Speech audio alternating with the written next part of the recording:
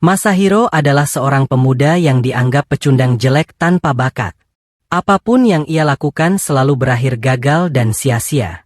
Namun, semuanya berubah pada suatu hari ketika ia bertemu seekor kucing aneh yang bisa berbicara. Kucing itu memberinya kekuatan untuk melihat roh. Berkat kekuatan itu, ia kemudian tumbuh menjadi onmouji terkuat di dunia dan bahkan mampu melindungi seorang putri bangsawan. Namun sebelum semua itu terjadi, ada seorang anak laki-laki yang sedang dikejar oleh sesosok tengkorak menyeramkan. Ia berusaha melarikan diri ke sebuah rumah dengan harapan makhluk itu tidak bisa masuk. Tapi roh tengkorak itu bukanlah roh jahat biasa, melainkan salah satu yang paling kuat di sekitarnya. Rumah reot yang hanya terbuat dari papan kayu jelas tidak mungkin menahannya. Anak itu ketakutan, khawatir jiwanya akan dimakan. Ia mencoba mundur, tapi dinding di belakangnya menghentikan langkahnya.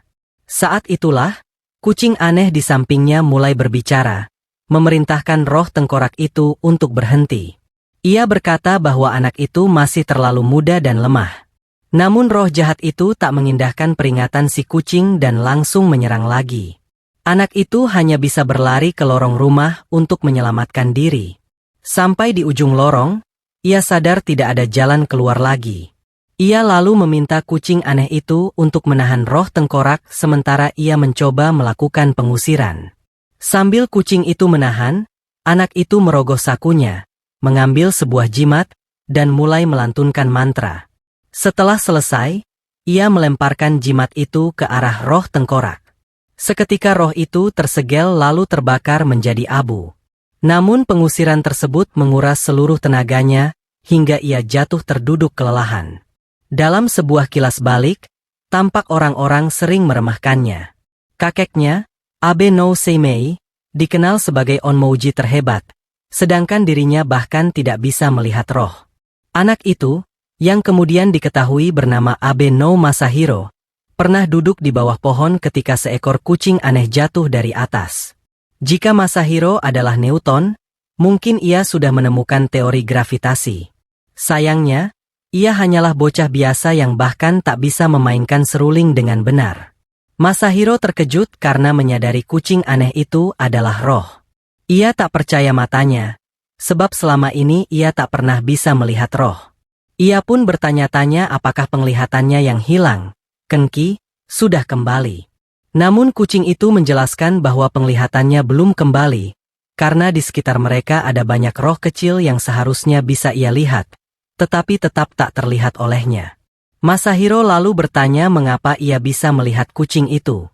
Sang kucing menjawab bahwa itu karena dirinya adalah roh yang sangat tua dan kuat. Setelah mencium bau Masahiro, ia menyadari bahwa bocah itu adalah cucu Abe no Seimei. Ia pun mulai memanggil Masahiro dengan sebutan, cucunya Seimei, yang membuat Masahiro marah dan menegaskan bahwa ia punya nama sendiri. Beberapa waktu kemudian, ketika Masahiro berada di kota, ia merasakan guncangan tanah.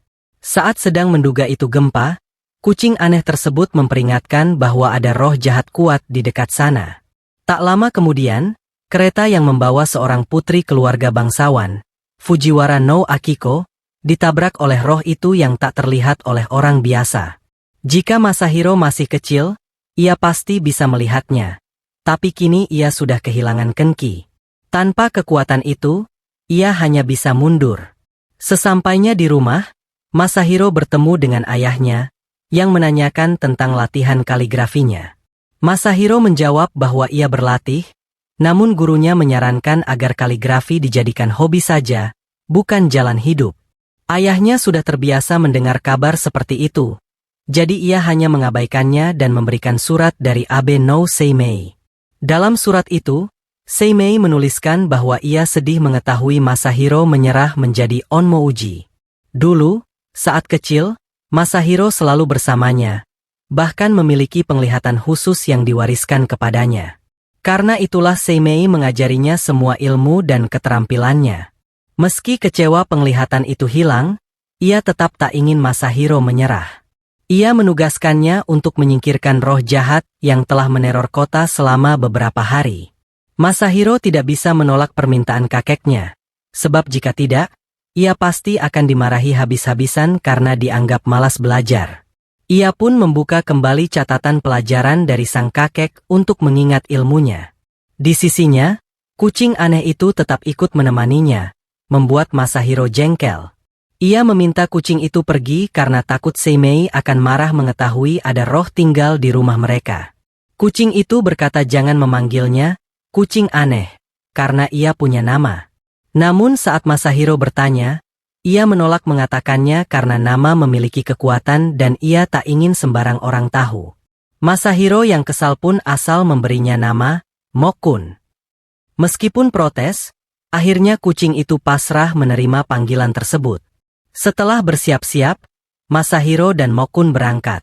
Masahiro memintanya bertindak sebagai mata, menuntunnya menemukan roh jahat itu. Begitu mereka tiba di kota, roh tersebut segera menyadari kehadiran mereka dan langsung menyerang. Mokun cepat-cepat memberi arahan agar Masahiro menjauh. Namun gerakan Masahiro terlalu lambat, kakinya tersambar lidah roh jahat itu dan tubuhnya mulai terseret ke arah mulutnya. Mokun yang cemas langsung mengabaikan semua rencana. Ia menerjang dan menahan mulut roh jahat itu agar Masahiro bisa membebaskan diri. Ketika nyawa mereka hampir melayang, Masahiro memerintahkan Mokun untuk pergi, tetapi Mokun menolak. Ia mengatakan bahwa dirinya telah berjanji pada Abe no Seimei untuk melindunginya. Di saat-saat terakhir penuh keputusasaan, Masahiro tiba-tiba membuka kembali kemampuan melihat roh, Kenki, miliknya. Walaupun kini ia dapat melihat betapa berbahayanya roh jahat yang menyerang mereka, ia tetap tidak mundur. Ia tahu bahwa jika ia menyerah, ia tak akan bisa menatap wajah kakeknya di masa depan. Mendengar tekad itu, Mokun akhirnya memberitahu nama aslinya, Guren. Saat Masahiro memanggilnya dengan nama itu, segel yang membatasi Mokun pun terlepas. Wujud kucing aneh itu berubah menjadi sosok Shikigami perkasa, salah satu dari 12 Shinshou yang setia pada Seimei. Roh jahat yang menyerang mereka segera mengenali Guren. Namun, Guren menolak nama yang dulu disematkan musuh kepadanya, karena ia kini memakai nama yang diberikan langsung oleh Abe no Seimei. Ia lalu menyelamatkan Masahiro, menariknya ke tempat aman. Masahiro pun mengingat kembali bahwa Guren adalah salah satu Shikigami yang pernah dimiliki kakeknya. Tapi Guren mengatakan bahwa bukan waktunya membicarakan masa lalu. Mereka harus memusnahkan roh jahat terlebih dahulu. Dengan bantuan Guren, Masahiro berhasil melakukan pengusiran roh. Roh jahat itu pun akhirnya disucikan dan lenyap dari dunia ini. Setelah pertempuran, Masahiro kembali teringat masa kecilnya. Ia sadar bahwa kakeknya sengaja menyegel penglihatannya agar ia tidak melihat hal-hal berbahaya sejak dini. Hal ini membuat Masahiro sangat marah kepada Seimei. Namun sebelum ia sempat berkata apapun, seekor burung terbang mendekat dan menjatuhkan sebuah surat. Surat itu ternyata dari Seimei. Dalam surat tersebut, Seimei mengucapkan selamat kepada Masahiro karena berhasil membuka kembali penglihatannya. Ia juga menuliskan bahwa ia menantikan saat bisa bertemu dengannya suatu hari nanti. Hal ini semakin membuat Masahiro geram, karena pertama, kakeknya tinggal di rumah yang sama dengannya, tetapi menolak berkomunikasi secara langsung. Kedua, ia sadar bahwa selama ini kakeknya diam-diam mengawasinya. Beberapa hari kemudian, upacara kedewasaan Masahiro diadakan. Semua bangsawan diundang, karena ia adalah cucu Abe no Seimei, onmouji terhebat.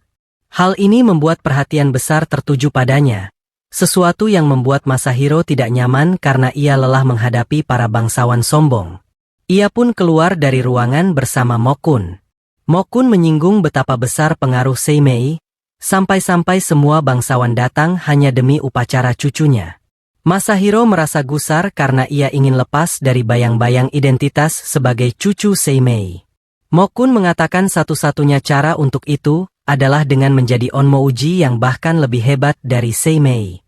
Saat mereka berbincang, ayah Masahiro mendatanginya dan mengatakan bahwa ia ingin Masahiro ikut bersamanya menemui Menteri Fujiwara no Michinaga. Setelah berkata begitu, ayahnya pergi lebih dulu. Mokun terkejut mendengar nama itu, karena tak menyangka seorang tokoh seperti Michinaga menunjukkan ketertarikan pada Masahiro. Ia menjelaskan bahwa Michinaga adalah pejabat paling berpengaruh yang mengendalikan semua urusan negara. Masahiro kemudian pergi bersama ayahnya ke istana sang menteri. Bertolak belakang dengan cerita yang pernah ia dengar.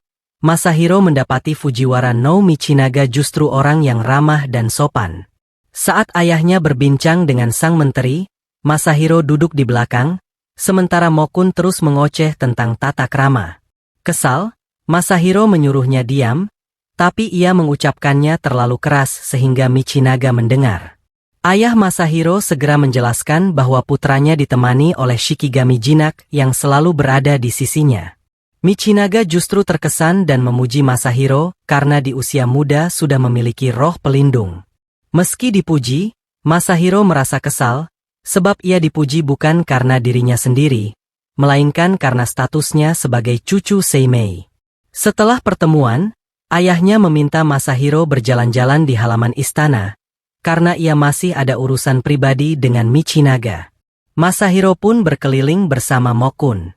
Ia bertanya apakah Mokun mengetahui banyak hal dari 100 tahun lalu. Mokun menjawab iya, meski sebagian kenangannya tidak menyenangkan. Ia mengingat bahwa Michinaga tidak sekuat ini dulu. Ia baru mendapatkan kekuatan dan pengaruh besar dalam waktu belakangan. Masahiro tak begitu paham soal politik, ia justru lebih terkesan dengan taman istana yang luas, bahkan lebih besar dari rumahnya sendiri. Mokun mengejek ketidaktahuannya dan mengatakan bahwa taman istana kaisar jauh lebih besar lagi. Ia berjanji suatu hari akan membawanya ke sana. Masahiro terkejut, tak menyangka roh seperti Mokun mau pergi ke istana. Tapi Mokun menjawab bahwa di sana banyak roh aneh tinggal. Jadi keberadaannya tidak akan menimbulkan masalah. Membicarakan soal istana kaisar, Masahiro berkata bahwa kini karena ia sudah bisa melihat roh, Mokun sebaiknya kembali saja ke Seimei. Namun Mokun menolak, membuat Masahiro menggoda apakah ia tidak mau berpisah karena akan merindukannya. Ia menduga Mokun akan marah, tapi ternyata tidak. Sebaliknya, Mokun malah menuntunnya ke sebuah halaman lain, mengatakan bahwa ia merasakan sesuatu di sana. Masahiro tidak merasakan apa-apa, tetapi Mokun yakin bahwa tadi ada sesuatu, hanya saja telah pergi setelah menyadari keberadaan mereka. Mokun lalu menambahkan bahwa Seimei telah menempatkan sebuah penghalang spiritual di rumah yang ada di halaman itu. Dari dalam rumah, muncul sosok yang menarik perhatian Masahiro saat ia menyadari bahwa itu adalah seorang putri. Putri itu memperkenalkan dirinya sebagai Fujiwara no Akiko dan bertanya-tanya, apakah Masahiro benar-benar cucu dari Abe no Seimei yang terkenal. Mendengar nama kakeknya membuat hati Masahiro terasa getir. Tetapi ia tetap menyapa sang putri dengan penuh hormat. Akiko kemudian menanyakan tentang Mokun yang ada di sampingnya.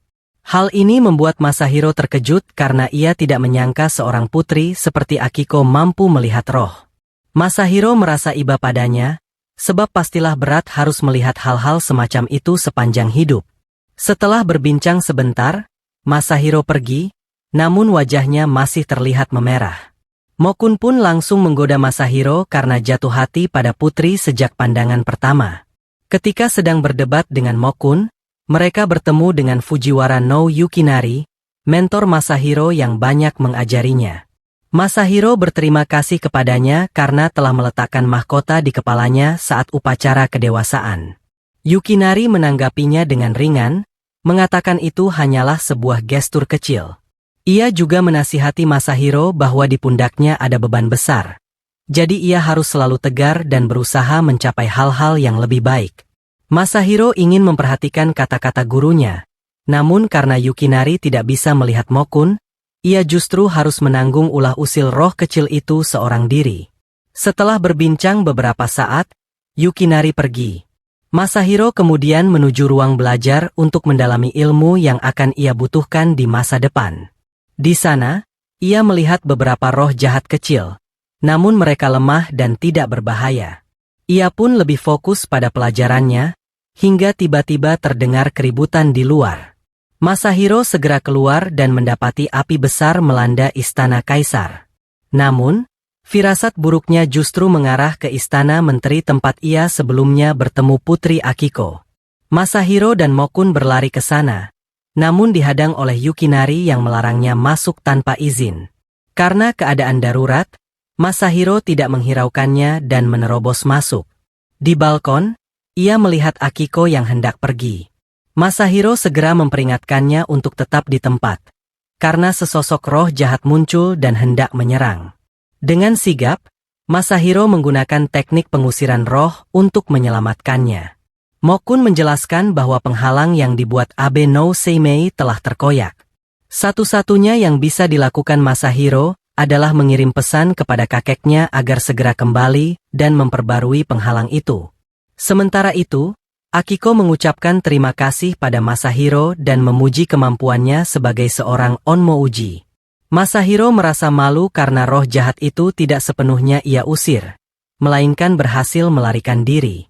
Tak lama, Fujiwara no Michinaga bersama Yukinari tiba di tempat kejadian. Michinaga berterima kasih kepada Masahiro karena telah menyelamatkan putrinya dan memujinya sebagai cucu dari onmouji agung, Abe no Seimei. Di sisi lain, Seimei mendengar kabar mengenai kejadian tersebut. Ia merenungkan penyebab kebakaran di Istana Kaisar, sekaligus memikirkan mengapa hanya Masahiro yang segera berlari ke arah Putri Akiko, hal yang membuatnya cukup penasaran. Masahiro pulang dengan wajah penuh lamunan sambil menatap sebuah kantung kecil hadiah dari Akiko sebagai ungkapan terima kasih. Mokun yang duduk di sampingnya terus membicarakan api dan roh jahat tadi, tetapi Masahiro terlalu larut dalam mimpinya sendiri.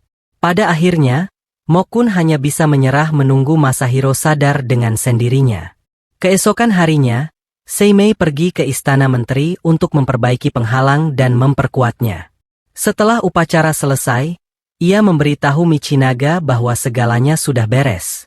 Michinaga berterima kasih, dan Akiko juga memuji Masahiro di hadapan Seimei. Sang kakek tersenyum, lalu memberikan jimat pelindung kepada Akiko agar tetap aman bila sesuatu kembali terjadi. Michinaga dan Akiko kembali mengucapkan terima kasih sebelum Seimei meninggalkan tempat itu. Malam harinya, Masahiro mencoba mempelajari seni peramalan, tetapi ia menyerah setelah menyadari bakatnya dalam membaca bintang sangat buruk.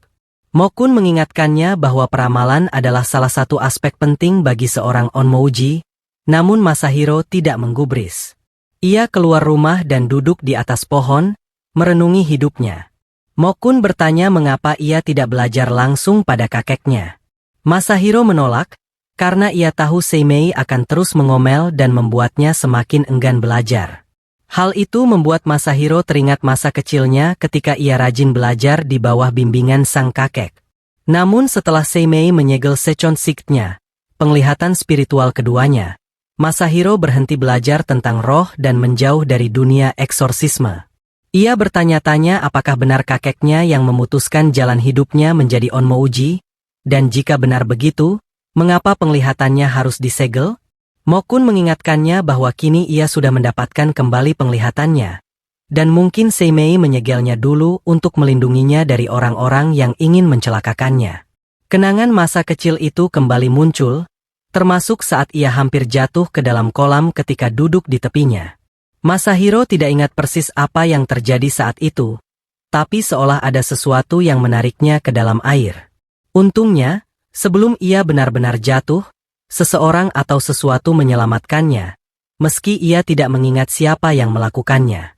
Ucapannya membuat Mokun berkeringat lega karena Masahiro tidak mengingat kejadian itu. Ia pun menutupi hal tersebut dengan berkata mungkin itu ulah roh jahat.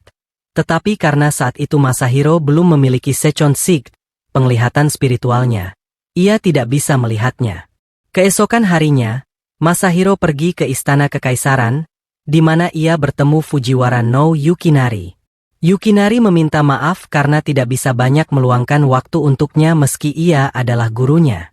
Namun Masahiro tidak mempermasalahkannya, karena ia tahu Yukinari sibuk, dan mengatakan sebaiknya sang guru fokus pada hal yang lebih penting, seperti membangun kembali gedung-gedung yang hangus terbakar beberapa hari lalu. Setelah berkeliling sebentar, ia pulang dan kembali mempelajari seni peramalan. Namun kali ini, Ia tidak mencoba meramal tentang kebakaran, melainkan tentang roh jahat yang menyerang Fujiwara no Akiko. Sayangnya, berulang kali dicoba, hasilnya tetap nihil. Mokun menyarankan agar ia terus berlatih, sebab hanya dengan mencoba dan gagal berulang kali ia bisa menjadi onmouji yang baik. Tapi Masahiro lelah melakukannya seorang diri. Ia pun memutuskan untuk mencari seseorang yang bisa mengajarinya. Mokun kaget dan bertanya apakah yang dimaksud adalah Abe no Seimei. Masahiro menegaskan bahwa ia lebih memilih tetap bodoh daripada belajar langsung dari kakeknya. Karena penasaran, Mokun memutuskan untuk ikut mengawasinya. Keputusan ini terbukti tepat, sebab roh jahat yang sama sudah menunggu mereka. Sementara itu, Seimei yang sedang berada di ruang belajarnya menyadari Masahiro dan Mokun keluar. Ia lalu memanggil salah satu shikigaminya untuk mengikuti mereka dari jauh, agar tidak terjadi apa-apa. Walaupun Seimei percaya pada kemampuan Guren untuk melindungi cucunya, ia tetap tak ingin mengambil risiko terhadap keselamatan Masahiro. Kembali ke Masahiro, ia dan Mokun tiba di kota dan melihat roh-roh kecil bersembunyi di sudut-sudut, seolah ketakutan. Tak lama, hawa jahat menyapu tempat itu dan menarik perhatian mereka. Masahiro mengenali aura tersebut sebagai roh jahat yang sama dari halaman Akiko beberapa hari lalu. Mokun memperingatkan bahwa roh ini berbeda dari yang pernah mereka hadapi, sehingga Masahiro harus berhati-hati. Tak lama, roh itu menampakkan wujud aslinya, seekor lembu aneh dengan banyak tanduk. Masahiro mencoba menundukkannya dengan jimat, tapi kekuatan roh itu terlalu besar, hingga kertas jimatnya terbakar sebelum mencapai target.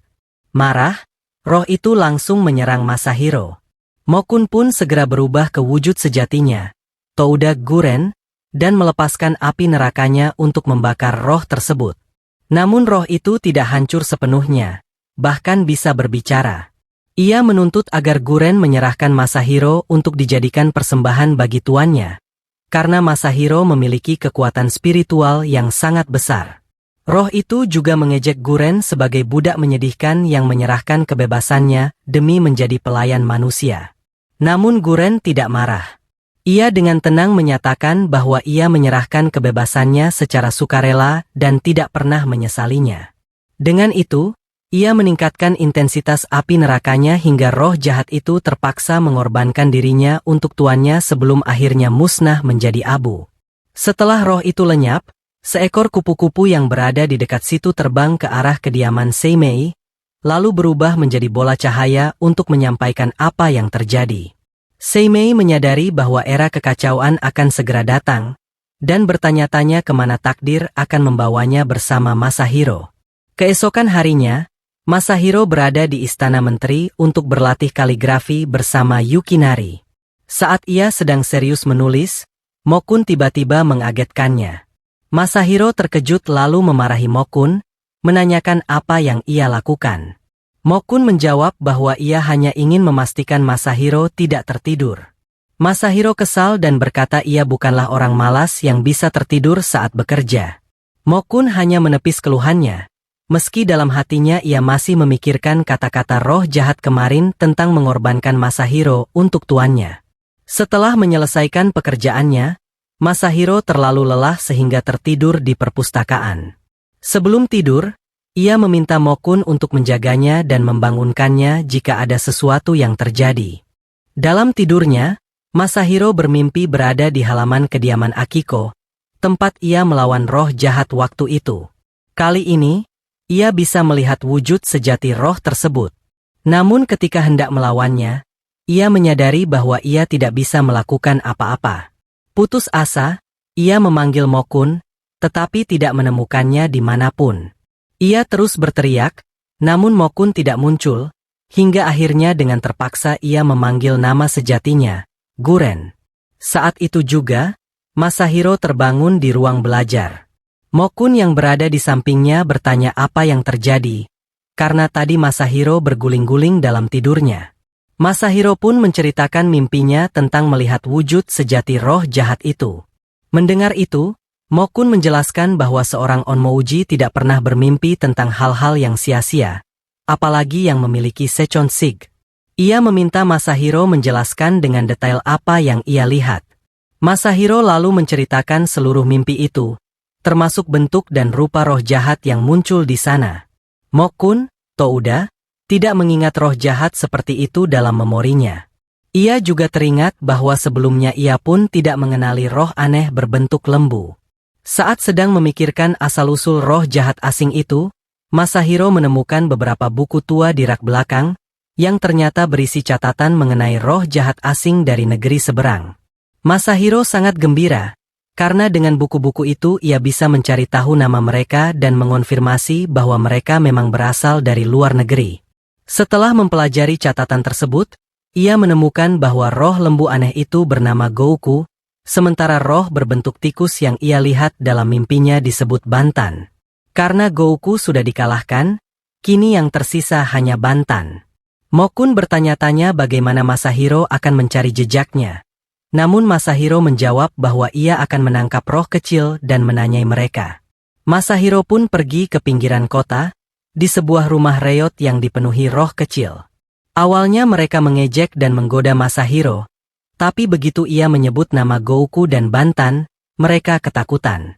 Para roh kecil itu menceritakan bahwa Gouku dan Bantan sangat kejam, telah membantai banyak roh lemah. Salah satu roh bahkan menceritakan temannya yang terpojok oleh Bantan di istana kekaisaran, hingga harus membakar dirinya sendiri untuk memberi sinyal bahaya. Masahiro merasa sudah mendapatkan cukup informasi dan hendak pergi, namun tiba-tiba salah satu roh kecil menyebut adanya roh jahat asing ketiga. Roh itu digambarkan sebagai awan kegelapan yang menelan apapun di jalannya. Sebelum roh kecil itu bisa memberitahu lokasi pastinya, Bantan sendiri muncul dan langsung menyerang. Ia sangat cepat dan ganas, membantai roh-roh kecil terlebih dahulu karena menganggap mereka pengganggu. Masahiro marah dan segera mengeluarkan jimat serangan, tetapi semua meleset karena Bantan terlalu cepat. Akhirnya ia hanya bisa memasang jimat pengikat untuk menahan gerakan Bantan, lalu Mokun dalam wujud Touda menyerangnya dengan api neraka. Bantan terluka parah, tetapi berhasil melarikan diri sambil berjanji akan membalas. Setelah itu, roh kecil yang selamat memberitahu Masahiro bahwa roh asing ketiga bersembunyi di sebuah rumah reot di luar kota. Masahiro dan Touda segera pergi ke sana, dan dari luar mereka langsung merasakan tekanan spiritual yang mengerikan. Sebelum sempat masuk, rumah itu meledak dengan cahaya terang. Puluhan roh jahat asing muncul, mencoba menangkap Masahiro untuk dijadikan persembahan. Touda membakar sebagian besar dengan api neraka, namun jumlah mereka terus bertambah tanpa henti. Akhirnya Touda membuka jalan dengan api neraka agar mereka bisa langsung menuju ke pusatnya. Di dalam, roh jahat asing utama menampakkan diri. Bantan, yang telah kalah, memohon ampun, tapi sang penguasa murka karena ia gagal mengalahkan hanya seorang anak Onmouji pemula. Ia pun membunuh Bantan di tempat. Masahiro dan Touda yang sudah kelelahan akhirnya tiba di hadapan roh jahat itu. Touda segera mengenalinya. Lord Kyuki, salah satu raja dari negeri asing di luar lautan. Touda juga sadar mengapa ia menargetkan Fujiwara no Akiko. Karena menurut legenda, Kyuki menyukai perempuan berambut panjang, dan Akiko bukan hanya berambut panjang tapi juga bisa melihat roh, menjadikannya tonik spiritual yang sempurna bagi Kyuki. Kyuki melihat Masahiro dan merasa senang, karena memakan dirinya akan langsung menyembuhkan semua luka yang ia derita. Namun Touda segera menghentikannya agar tidak bisa mendekati Masahiro, yang membuat Kyuki murka. Ia pun memerintahkan semua roh jahat asing untuk menyingkirkan rasa takut mereka terhadap api neraka dan menyerang Touda sekaligus. Touda langsung terkepung, sehingga tidak bisa melindungi Masahiro dengan baik. Hal ini memberi kesempatan bagi Kyuki untuk menyerang Masahiro secara langsung. Masahiro tidak ingin mati dengan sia-sia, maka dengan sisa tenaganya ia memanggil kilatan petir surgawi, berharap itu bisa memberi Touda kesempatan melarikan diri dan kembali ke kakeknya. Namun, sambaran petir itu tak banyak melukai Kyuki, malah membuatnya marah besar. Ia segera menerkam Masahiro tanpa ragu. Sebelum taring tajam Kyuki mencapai Masahiro, Touda melompat di antara mereka, mengorbankan dirinya demi melindungi Masahiro. Hal ini membuat Masahiro sangat marah. Ia mengingatkan bahwa bahkan 12 Shikigami Seimei bukanlah makhluk abadi. Mereka pun bisa mati di bawah serangan sekuat itu. Touda hanya menjawab bahwa jika kematiannya bisa menyelamatkan Masahiro, maka ia tidak menyesal. Masahiro bingung mengapa Touda rela sejauh itu demi dirinya.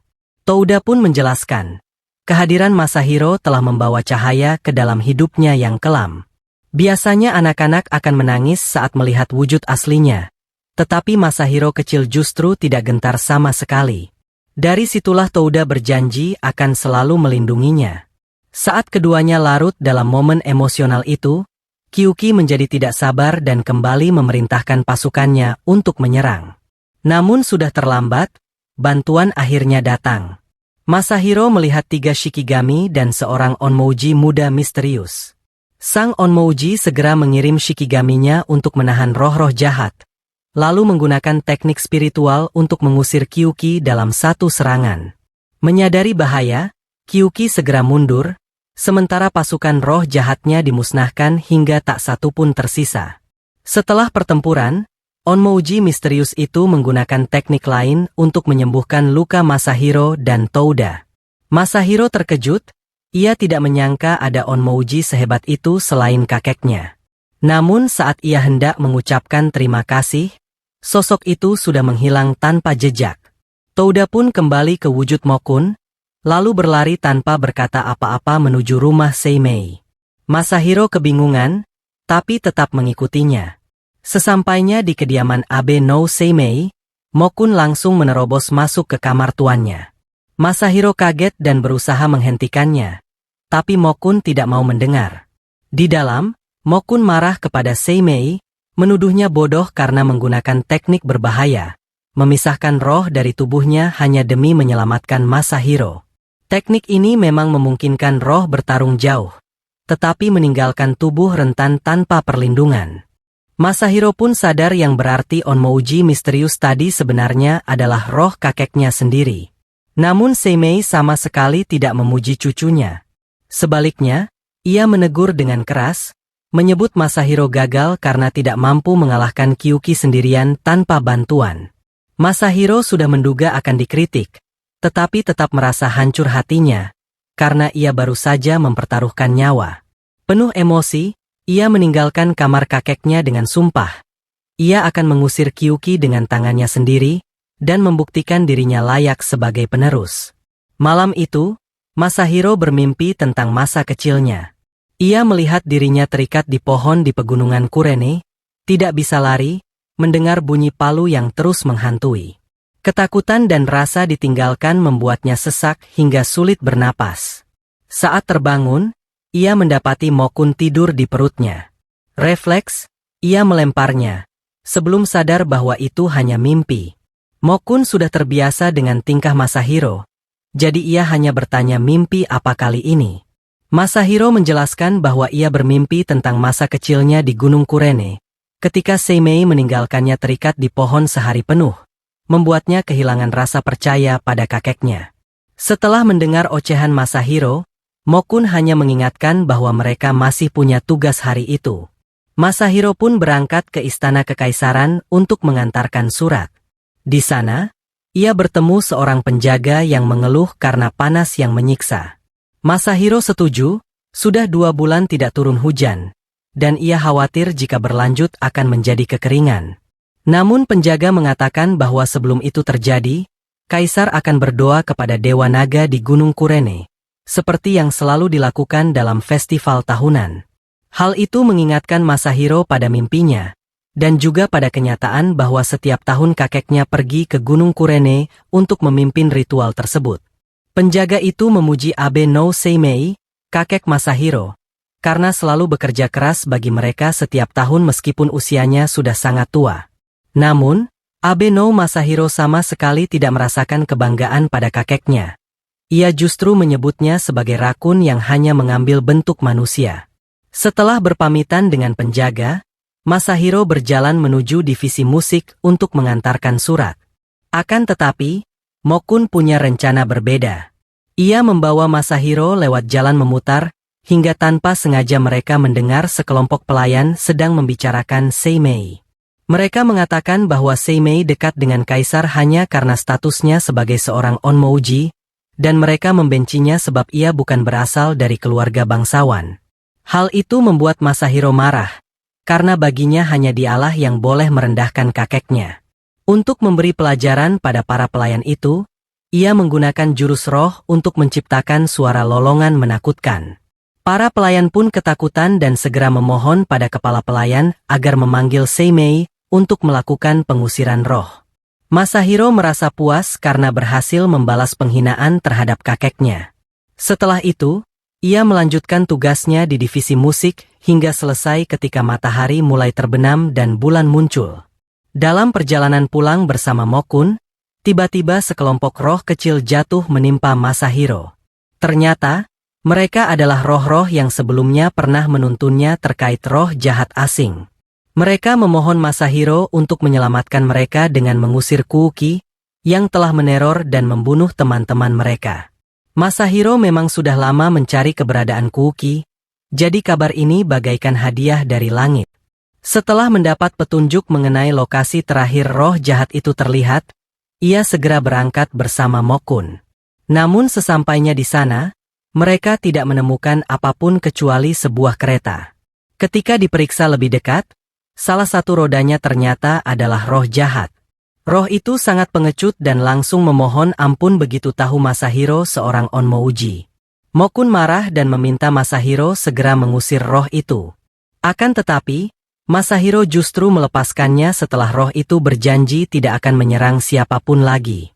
Setelah itu, mereka kembali pada roh-roh kecil tadi, yang terlihat semakin murung karena baru saja kehilangan satu teman lagi akibat ulah Kuuki.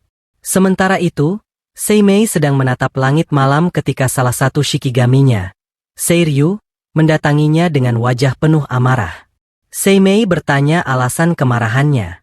Seiryu mengeluhkan Masahiro yang masih kesulitan menghadapi roh-roh kecil, bahkan tidak mampu mendeteksi roh jahat asing. Seimei memahami frustrasi Seiryu, sebab Masahiro adalah pewarisnya dan kelak semua shikigami akan diwariskan kepadanya. Namun, Seimei menegur bahwa Seiryu terlalu bias terhadap Masahiro hanya karena Guren yang memilihnya. Ucapan itu mengenai tepat di hati Seiryu, sebab semua orang tahu betapa ia membenci Guren.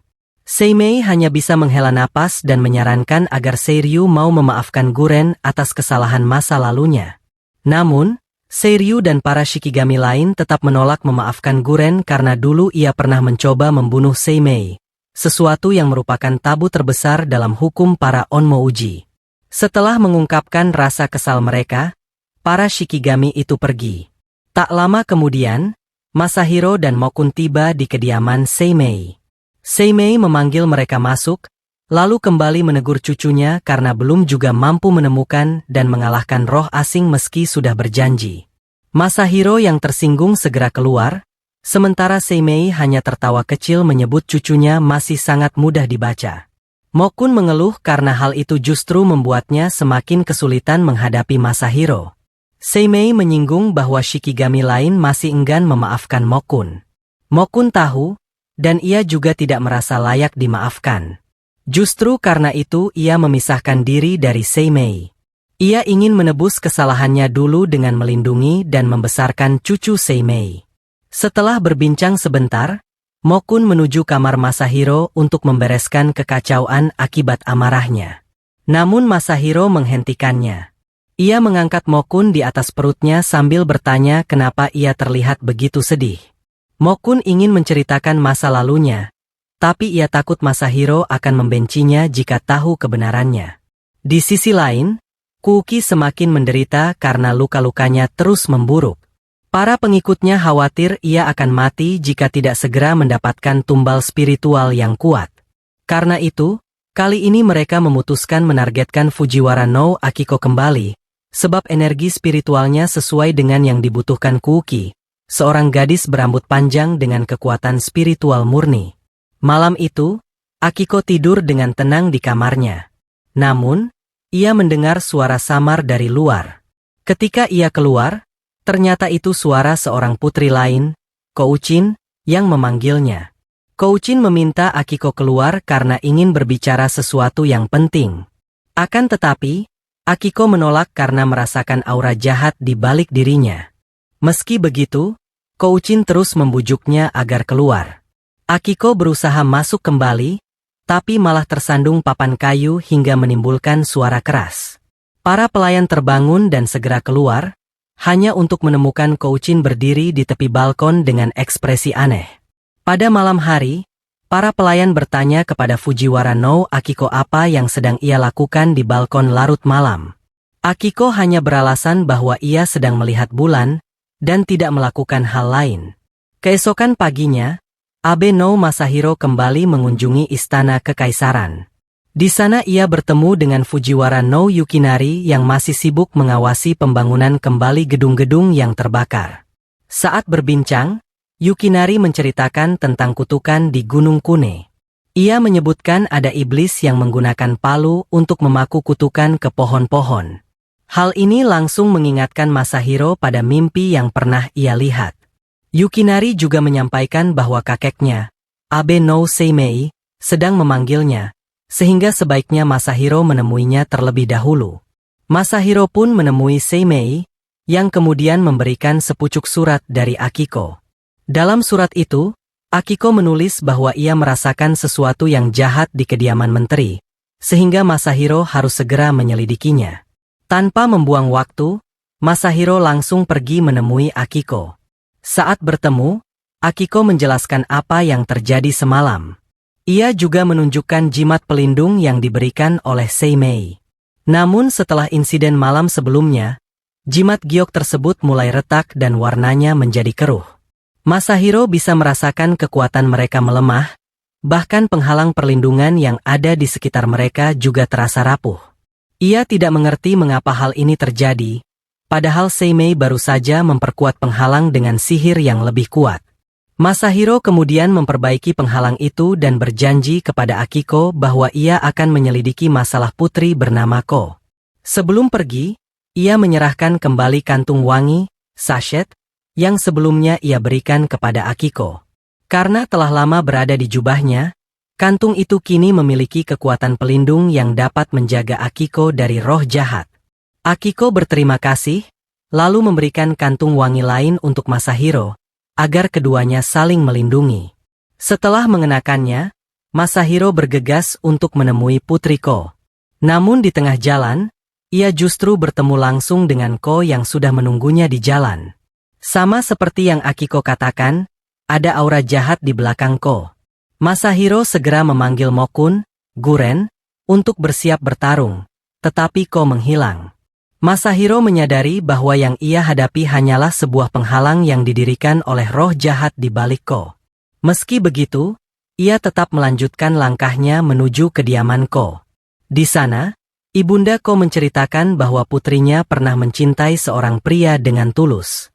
Namun pria itu mengkhianatinya setelah dilamar oleh seorang putri bangsawan yang lebih kaya.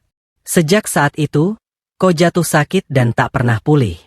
Masahiro menyimpulkan bahwa kelemahan Ko telah dimanfaatkan oleh roh jahat asing untuk menguasai tubuhnya. Setelah itu, ia kembali menemui Seimei untuk mengonfirmasi dugaannya. Namun Seimei justru membuat Masahiro marah dengan peringatannya. Seorang onmouji yang ragu-ragu lebih berbahaya daripada roh jahat itu sendiri. Dalam kemarahannya, Masahiro memutuskan untuk bertindak sendiri malam itu juga. Dalam perjalanan menuju kediaman Ko, Masahiro bertemu dengan Akiko yang sebenarnya khawatir dan ingin menjenguk Ko. Masahiro marah karena menurutnya Akiko ceroboh dan membahayakan dirinya sendiri. Ia menarik tangan Akiko untuk mengajaknya kembali ke istana. Tetapi tiba-tiba mereka diserang oleh Ko bersama roh-roh jahat yang mengikutinya.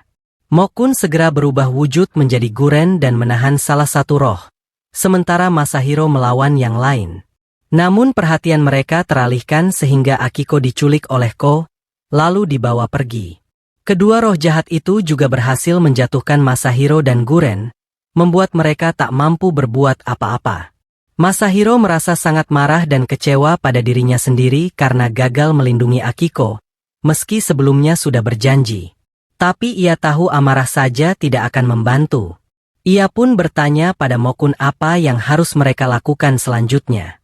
Mokun mengingat percakapan para roh jahat yang berniat menjadikan Akiko sebagai persembahan untuk tuan mereka.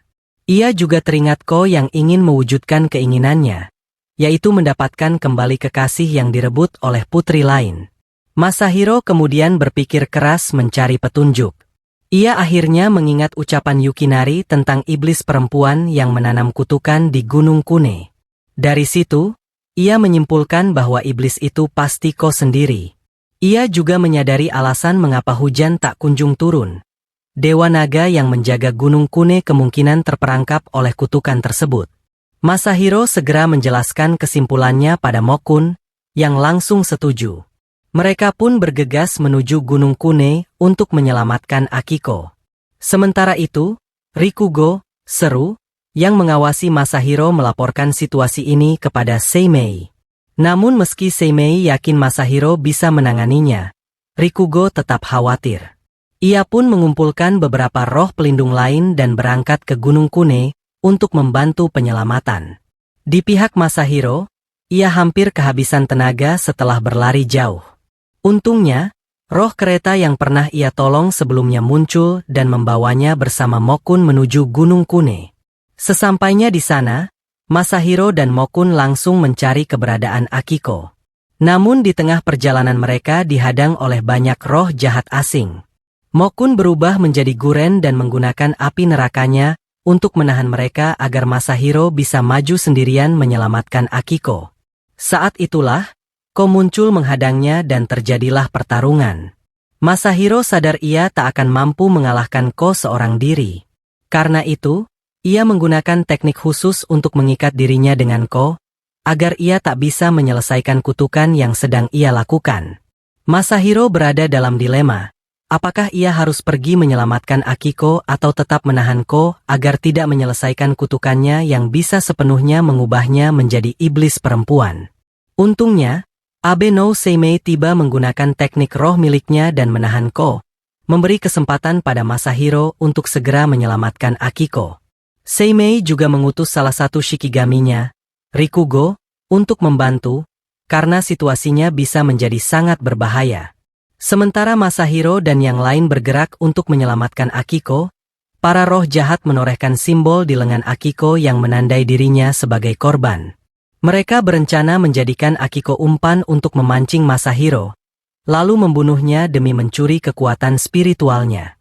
Namun, yang tidak mereka sadari adalah bahwa Masahiro tidak sendirian. Ia didukung oleh banyak shikigami kuat, para pelayan roh yang dulunya adalah dewa tanah di wilayah mereka masing-masing. Dengan kekuatan besar di sisinya, Masahiro mampu bertahan menghadapi puluhan roh jahat sembari berusaha menyelamatkan Akiko. Meski begitu, Rikugo dan para shikigami lain masih belum puas dengan performa Masahiro. Mereka menegur bahwa Masahiro terlalu bergantung pada kekuatan Guren, dan tidak memiliki kemampuan sendiri yang setara dengan sang kakek, Seimei. Masahiro pun menjawab bahwa meskipun saat ini ia belum sekuat kakeknya, bukan berarti ia tidak akan menjadi lebih kuat di masa depan. Untuk membuktikannya, ia mencoba membangkitkan Dewa Naga Gunung Kune. Sayangnya, karena pemahamannya akan teknik tersebut masih dangkal, ia gagal memanggil kekuatan penuh sang dewa dan akhirnya pingsan akibat kelelahan. Hal ini membuat Rikugo menganggapnya lemah dan belum matang. Dalam keadaan tak sadarkan diri, Masahiro teringat kata-kata kakeknya. Setiap tanah memiliki bahasanya sendiri, dan untuk meminta pertolongan dewa, seorang onmouji harus menggunakan bahasa itu. Masahiro kemudian sadar kembali, berdiri, dan kali ini menggunakan bahasa Dewa Naga. Dengan itu, ia berhasil memanggil kekuatan sang dewa, mematahkan segel, dan mengalahkan roh-roh jahat sekaligus. Namun, ketika salah satu roh jahat besar berhasil dikalahkan, rekannya yang lain muncul, bersumpah akan membunuh semua orang demi membalaskan dendam saudaranya. Kali ini, Guren menyerang lebih dulu, membakar sayap roh itu hingga runtuh ke tanah tak berdaya. Masahiro tidak peduli pada roh itu dan segera berlari ke arah Akiko untuk menyelamatkannya.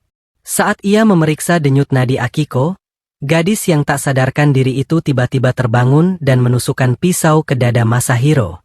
Roh jahat yang tersisa tertawa puas, menjelaskan bahwa mereka telah menorehkan tanda kutukan pada Akiko untuk membalikkan dirinya melawan Masahiro, dan ia pun terjebak dalam perangkap mereka. Guren menoleh dan mendapati Masahiro tergeletak bersimbah darah. Menyadari bahwa ia gagal melindungi tuannya, Guren dipenuhi amarah. Amarah ini menghancurkan segel emas yang dulu ditempatkan Seimei untuk menekan kekuatan nerakanya. Masahiro membuka mata dan melihat Guren yang dikuasai amarah. Dengan sisa tenaga, ia mencabut pisau dari dadanya, lalu merobek kantung wangi yang berisi ramuan penenang roh, melemparkannya ke arah Guren. Ramuan itu menenangkan amukan Guren, yang kemudian kembali ke wujud Mokun, lalu jatuh pingsan. Sesaat setelah itu, Masahiro juga tak sadarkan diri. Seimei tiba di lokasi dan terkejut melihat apa yang terjadi. Ia mencoba menyelamatkan nyawa Masahiro dengan sebuah teknik berbahaya yang bisa mengorbankan hidupnya. Para Shikigami berusaha menghentikannya, tapi ia tetap melanjutkan. Namun, sebelum teknik itu selesai, Dewa Naga Gunung Kune muncul. Sebagai balas budi karena Masahiro telah membebaskannya, sang dewa menyembuhkan luka Masahiro. Setelah itu, ia pergi, berpesan bahwa ia berharap bisa bertemu lagi dengan Masahiro di masa depan ketika dirinya sudah tumbuh lebih kuat. Masahiro pun terbangun, lega melihat Mokun selamat. Seimei membawa mereka kembali ke kediaman untuk beristirahat. Tak lama kemudian, Akiko datang meminta maaf atas semua masalah yang ditimbulkan. Masahiro tidak menyalahkannya sedikit pun, karena hatinya sudah terlanjur jatuh pada Akiko. Mokun memanfaatkan momen itu untuk menggoda Masahiro, membuatnya malu merah padam. Sementara itu, di sisi lain, Kazane dan roh jahat besar bernama Kuuki masih berusaha memulihkan diri. Kuuki hanya bisa memangsa anak buahnya sendiri untuk bertahan hidup, namun tetap tidak puas. Ia semakin bernafsu untuk mendapatkan Akiko, dan mulai merencanakan langkah berikutnya. Beberapa waktu setelah itu, Masahiro masih tertidur pulas ketika tubuhnya didatangi oleh roh Dewa Naga. Sang dewa menggunakan tubuh Masahiro untuk menyampaikan pesan pada Guren bahwa roh-roh jahat asing telah mundur dari Gunung Kifune. Setelah menyampaikan kabar itu, Dewa Naga pergi, meninggalkan Masahiro yang tertidur tak berdaya dalam pelukan Guren. Seimei yang merasakan aura Dewa Naga segera datang. Guren menjelaskan apa yang terjadi sekaligus memberitahu bahwa roh-roh jahat telah mundur dari gunung. Seimei menyadari bahwa ini hanyalah persiapan untuk serangan berikutnya. Ia pun meminta Guren untuk selalu waspada dan melindungi Masahiro dengan segenap tenaga. Tak lama kemudian, Masahiro akhirnya terbangun dari tidur panjangnya. Ia merasa tubuhnya sehat kembali, tanpa sakit. Karena itu, ia segera mengenakan jubahnya dan keluar untuk melihat keadaan sekitar. Di sana ia bertemu Yukinari, yang memberitahu bahwa orang-orang mulai menghilang secara misterius, kemungkinan ulah roh jahat. Mokun menduga bahwa roh-roh jahat asing telah kembali bergerak.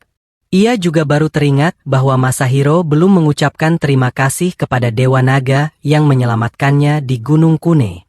Masahiro menjadi sangat marah pada dirinya sendiri, lalu berkata pada Mokun bahwa mereka harus menemui Dewa Naga hari itu juga, karena ia masih merasa bersalah belum menyampaikan rasa terima kasihnya. Malam harinya, Masahiro dan Mokun Guren tiba di pintu masuk Gunung Kune, tepat di depan kuil tempat bersemayam Dewa Naga. Di sana, Masahiro menyampaikan rasa terima kasih dan pujiannya sebelum akhirnya pulang. Dalam perjalanan, ia melihat seekor kunang-kunang dan menyadari bahwa musim panas hampir berakhir. Ia merasa sedih karena tahun ini ia tidak bisa melakukan kegiatan musim panas bersama Akiko. Maka, ia bertekad membuat janji dengannya untuk melihat kunang-kunang bersama pada musim panas berikutnya. Sementara itu, Akiko tidur dengan tenang sampai ia mendengar suara seseorang yang memanggilnya. Ia sadar bahwa itu pasti suara roh jahat, sehingga ia berpegang erat pada jimat pelindungnya dan kembali tertidur. Keesokan harinya, Masahiro mengunjungi Akiko dan mendengar langsung cerita tentang suara yang mengganggunya semalam. Masahiro menenangkannya dengan mengatakan agar ia terus menjaga jimat itu karena akan melindunginya dari bahaya. Ia juga menyebut tentang kunang-kunang dan bertanya apakah Akiko mau menemaninya tahun depan. Dengan gembira, Akiko mengiyakan bahkan mengikat janji kelingking dengannya, memastikan Masahiro tidak akan lupa. Malam harinya, Masahiro kembali ke rumah dan menyerahkan surat dari Fujiwara no Michinaga kepada kakeknya, Abe no Seimei. Setelah membacanya, Seimei mengetahui bahwa Akiko akan dikirim ke istana tahun depan untuk dijadikan calon permaisuri kaisar. Akiko juga mendengar kabar ini dari ayahnya. Hatinya hancur karena sadar ia tidak akan bisa menepati janji dengan Masahiro. Kesedihan itu membuatnya sulit tidur dan memperkuat kutukan dalam dirinya. Chiyuki, salah satu roh jahat, memanfaatkan kelemahannya untuk memanipulasinya agar keluar dari penghalang.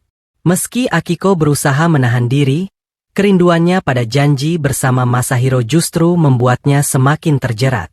Akhirnya, energi jahat meledak dan menghancurkan penghalang spiritual yang dipasang Seimei di rumah Fujiwara.